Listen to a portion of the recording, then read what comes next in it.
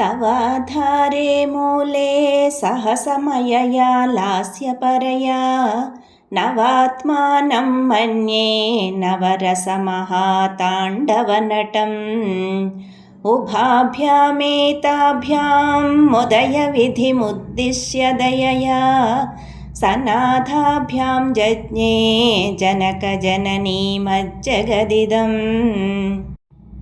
गतैर्माणिक्यत्वं गगनमणिभिः सान्द्रघटितं किरीटं ते हैमं हिमगिरिसुते कीर्तयति यः सनीडे यच्छायाच्छुरणशबलं चन्द्रशकलं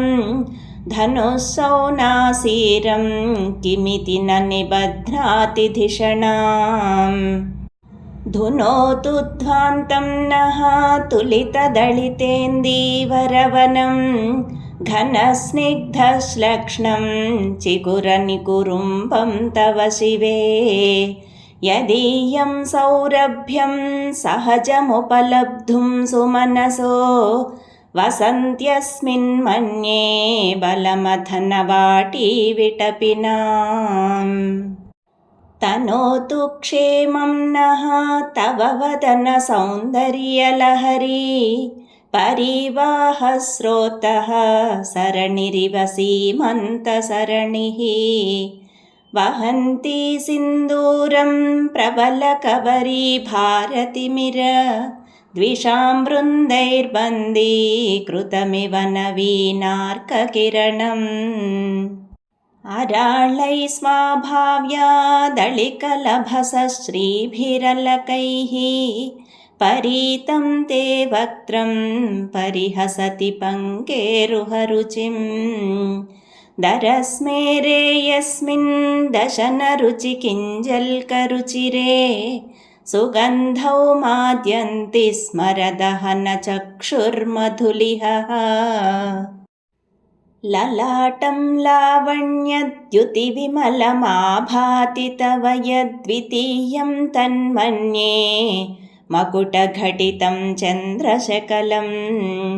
विपर्यासन्न्यासादुभयमपि सम्भूय च मिथः सुधालेपस्यूतिः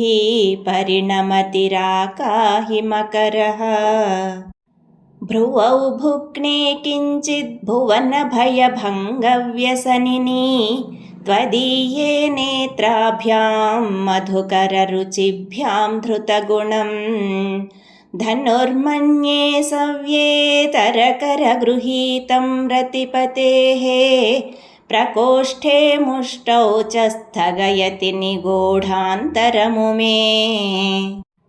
अहस्सूते सव्यं तव नयनमर्कात्मकतया त्रिया मां वामन्ते सृजति रजनीनायकतया तृतीया ते दृष्टिर्दरदलितहेमाम्बुजरुचिः समाधत्ते सन्ध्यां दिवसनिशयोरन्तरचरीम् विशाला कल्याणी स्फुटरुचिरयोध्या कुवलयैः कृपाधाराधारा किमपि मधुरा भोगवतिका अवन्ती दृष्टिस्ते बहुनगरविस्तारविजया ध्रुवं तत्तन्नामव्यवहरणयोग्या विजयते कवीनां सन्दर्भस्तबकमकरन्दैकरसिकं कटाक्षव्याक्षेपभ्रमरकलभौ कर्णयुगलम् अमुञ्चन्तौ दृष्ट्वा तव नवरसास्वादतरलौ असूयासंसर्गादलिकनयनं किञ्चिदरुणम्